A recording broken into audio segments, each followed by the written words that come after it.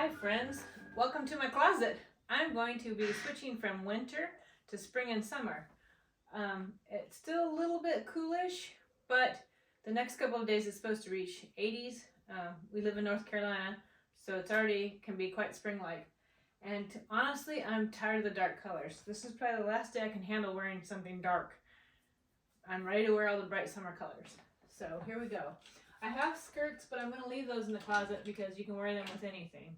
But this is definitely winter. My Rudolph little, I think it's supposed to be like a night shirt, but I wear it like a regular shirt because I don't care. So taking out the winter so I can add in the summer. Big pumpkin spice sweater, ready to stay for fall. And my other pumpkin spice sweater, they're so soft. I'm such a touchy-feely person. I love stuff that feels soft. And the last sweater, this one, all going into the other closet. But first, I need to make room, so I'm going to bring in my summer stuff. I'm starting with my shirts first. So I have the red, white, and blue. But I'm going to, as a trick for myself to help me, I'm going to, instead of hanging them like this into the closet, so when you take them out, I'm actually going to turn them around. So at the end of summer, if I find any in my closet, the hooks are still facing the wrong direction, so to speak, I'll know I went all season long without ever wearing that. So maybe I might not want to keep it in my closet. So that's what I intend to do.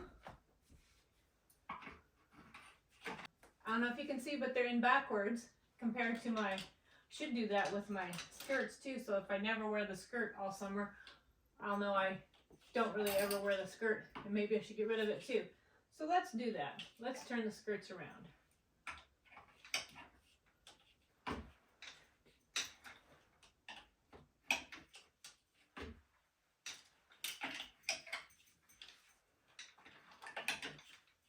I got an extra hanger.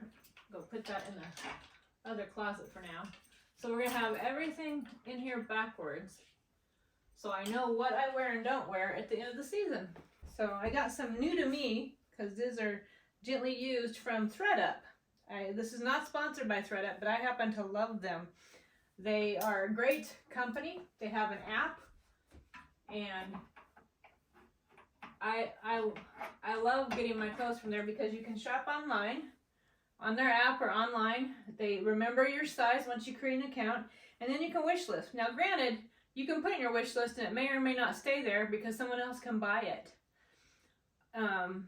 So if you really love something and it's inexpensive, I suggest you buy it as soon as you can, because it may not be there when you come back. But a lot of my clothes, this is thredUP, this is thredUP, that one is thredUP, so is that one. That's Old Navy, and this is probably my favorite dress. thredUP, thredUP, and this is Cato. This is brand new. Love this. So into the closet they go. Here's some more. I don't usually wear a lot of sleeveless because I feel like my arms are kind of fat and I don't like how they look, but I love this dress and it has pockets, so it's a keeper. I believe it too came from thredUP. And here's the thredUP dress. This is a thredUP, as is this. These are LuLaRoe, and I believe it's the Amelia because they have pockets and zip up the back, which my husband loves the zip up the back. Or maybe he's because he wants to unzip it. Woo woo! But I know they fit great and look great, and it's what I'm wearing right now. They're comfortable, so I love them.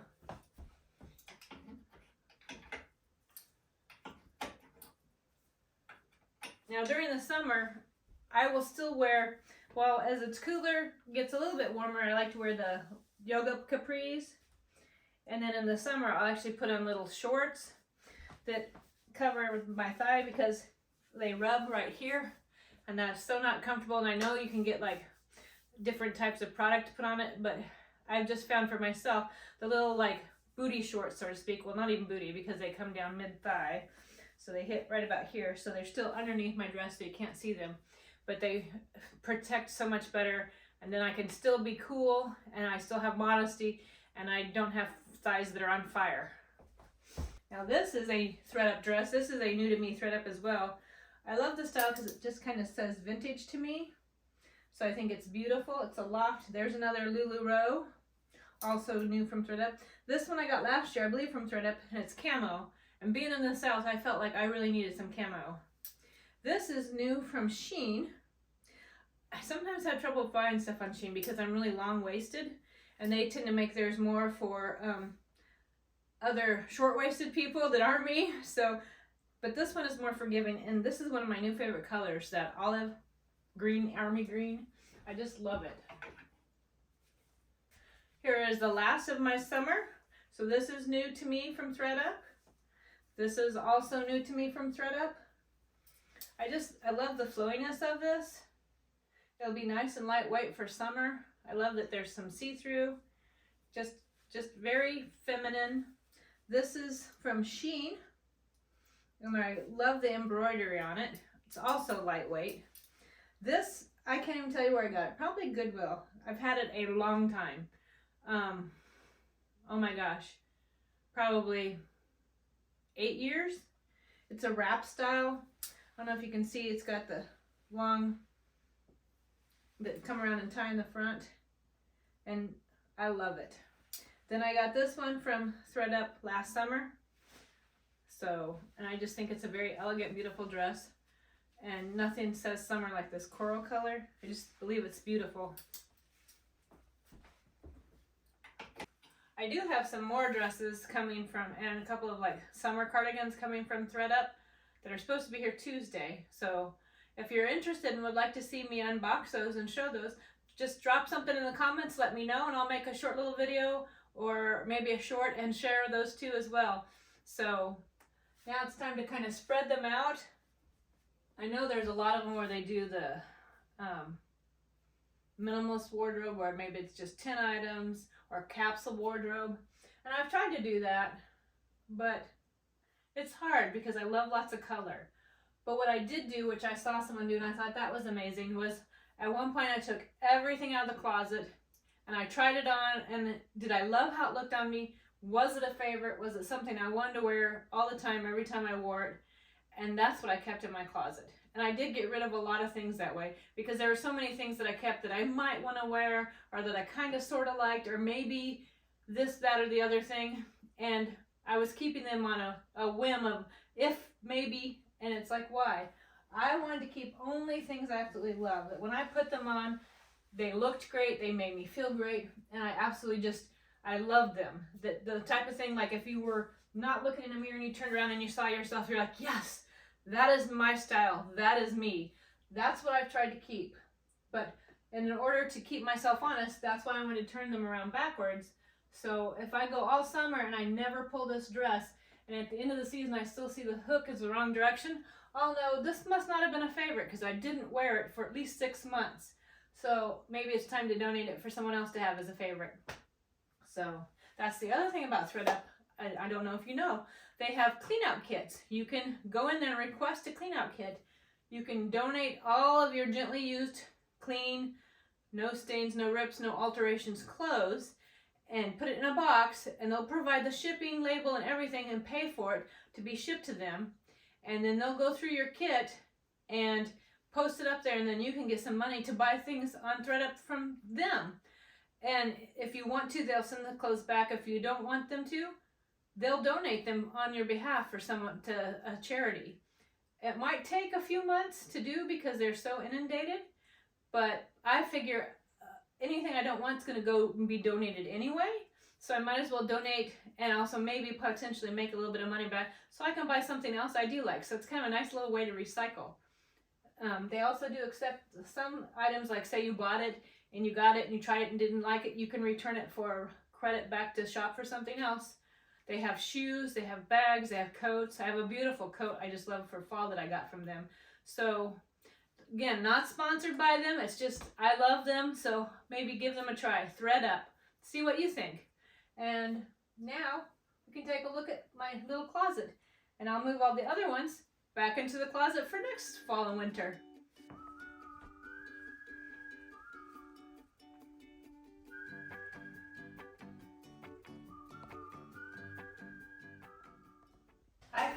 a gorgeous day and I'm gonna bake some cookies. I'm making my daughter's favorite cookies, Chewy chocolate gingerbread cookies. Usually I make them at Christmas time, but they're so amazing I can make them anytime.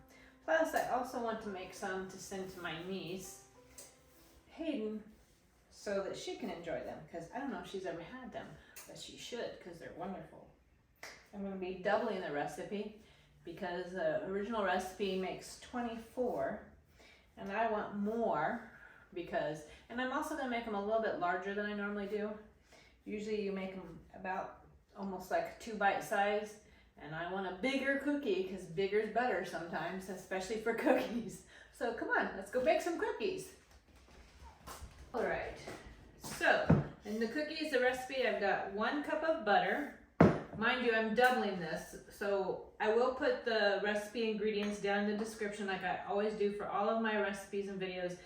The ingredient list is always in the description of the video, so, and it will be for the regular size, not the doubled, because I am doubling this recipe. So we got the butter. I'm going to start with some ginger. Where is my ginger? There it is. It's making a lot of work. So this will have definitely a spice to it because of the seasonings, but then it also has chocolate and a smidge of coffee, and it's wonderful. Okay, cinnamon.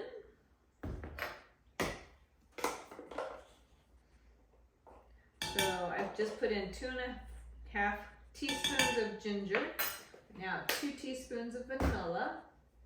We need cloves. Looks like a 1/2 teaspoon of cloves, but I'm going to use my 1/4 teaspoon because the 1/2 teaspoon is too big for the jar. So there we go.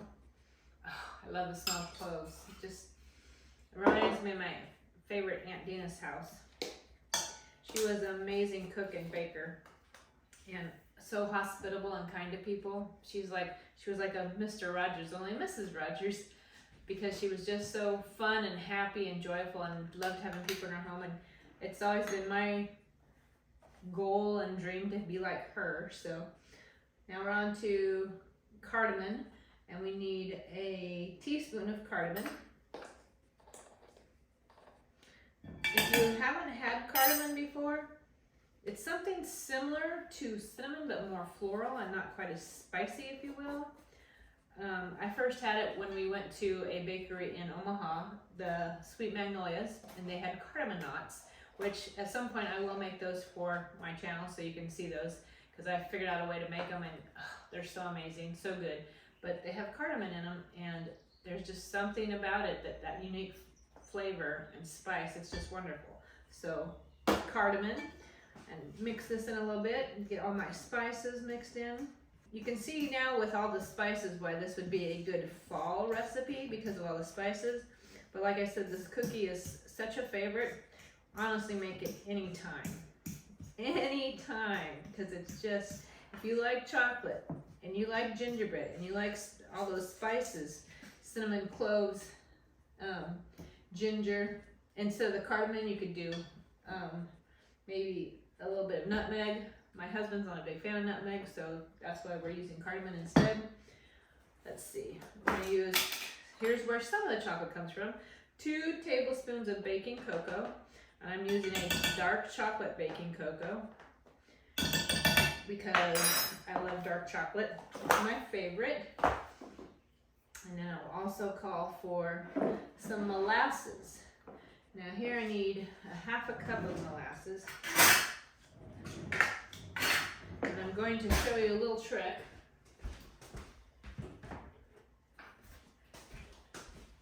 If you're going to measure molasses or corn syrup or honey, something that's sticky and wet, spray your measuring cup with a little bit of cooking spray, because then it will slide out a whole lot better.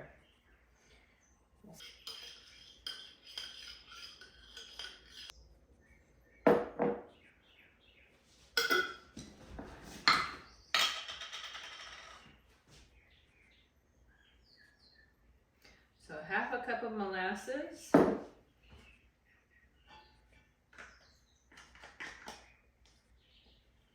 And it didn't come out spotless, but it came out pretty clean by using the cooking spray. So it helps a lot. I've got it all mixed in.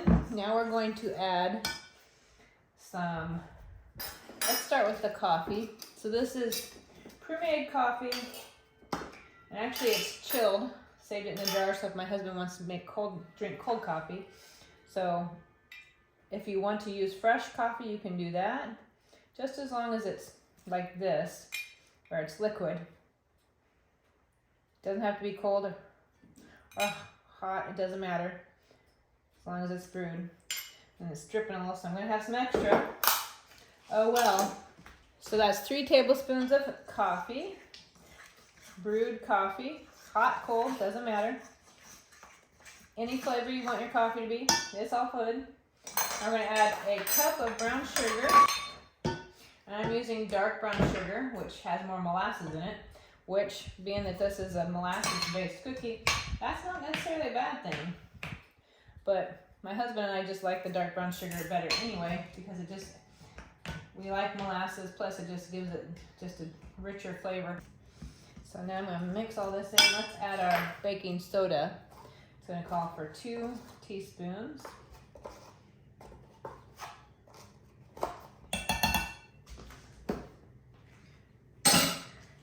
We'll get all this mixed in and then add the flour and the chocolate chips.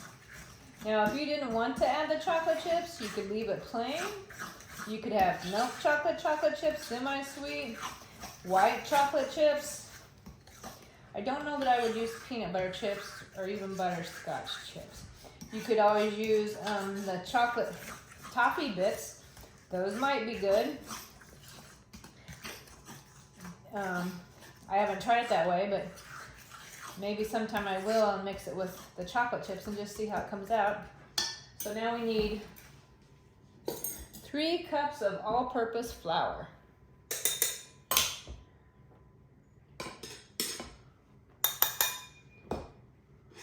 I like to mix after each addition because it just makes it to me a little bit easier than a giant pile of flour. Plus, if you find for whatever reason, because of your measuring or the way the day's going, that you maybe need a little bit more flour, a little bit less, it gives you a chance to control that better than just dumping it all in at once and you can't really take it back. So I like to measure it in bits so I have a little bit more control over how much I actually put in there. And you can see that's still a pretty wet dough, so I'm gonna add another cup.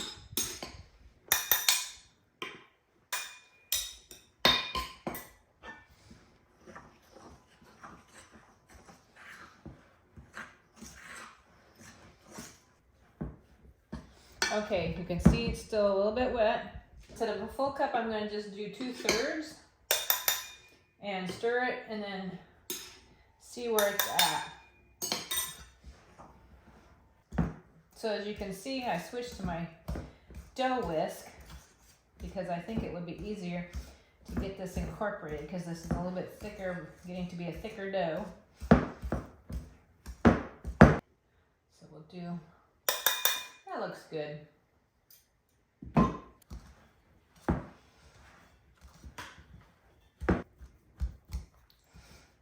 Now the nice thing about this dough is if you are a person that likes cookie dough, there's no egg in it.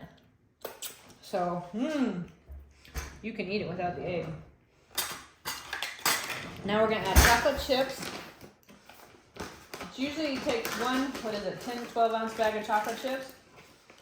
So, I'm gonna start with 3 cups and see how that goes.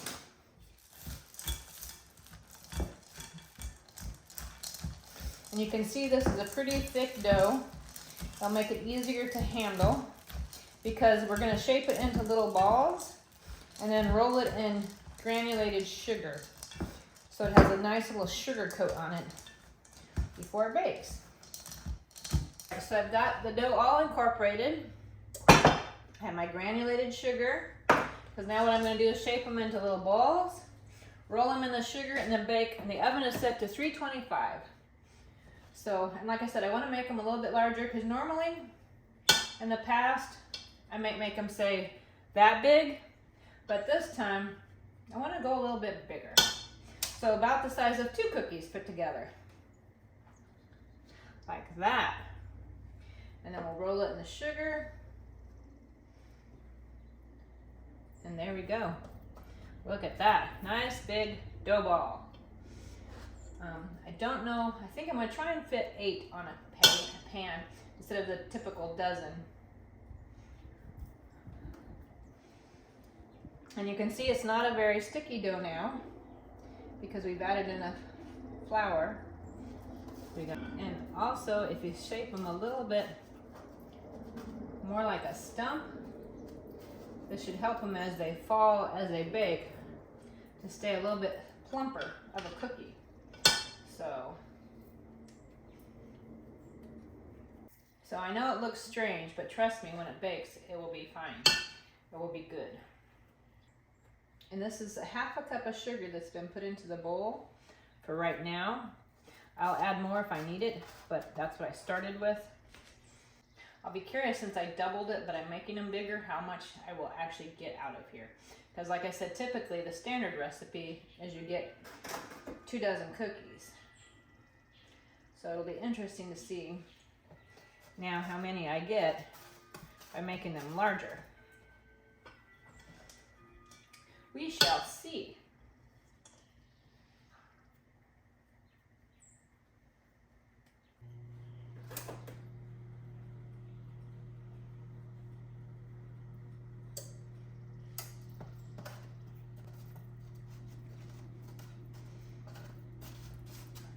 We have our 8, so now these can go in the oven and we'll see how it turns out. And then we'll start on the next pan. And if you're curious what I've got going on over here, I'm baking some bread. So right now it's rising. So when the cookies are done, I'll be able to bake that and have fresh bread. Yum! There we go, my friends, the Chewy chocolate gingerbread cookies. Look at the size. So thick and chewy. Be having these at tea time. See you there.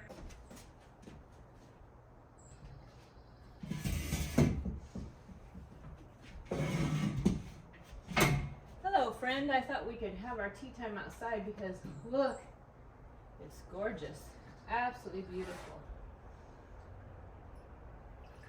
Inside it's a tad warm. Makes me kind of want to turn the air conditioning on. We'll see how long I can survive without it, because outside it's gorgeous. The sun, the flowering dogwood, love it. Love it. Well, here's the cookies from earlier. Our Chewy chocolate gingerbread cookies. Mmm. Chocolatey. And there's a hint of ginger, the molasses. So good. Doesn't matter spring, summer, winter, fall. Good time to eat that cookie. And a perfect day to eat it outside. Love the blue sky. One of God's many blessings was this catio when we moved in. Well, we call it catio because we have cats. And it's all screened in so the cats can come out here as they want to. And we don't have to worry about them like getting loose or getting out because they're house cats. Oh, there's Lenny sneezing. But yes, they're house cats. This is the only place they can experience outdoors. So, well, hello Lexi. Did you join me for tea time? Hi Lexi May May. You smell on the clean table? Had to clean it, dust it from the pollen. It's pollen season here in North Carolina, isn't it? Yeah.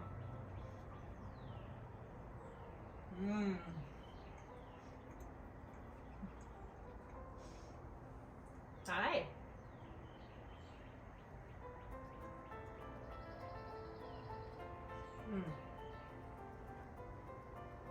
So good. Well, thank you for joining me today. I hope you enjoy our time out here in the sun. Come back and see me again sometime soon. We'll see what else we can make for tea time. Have a great day, friend.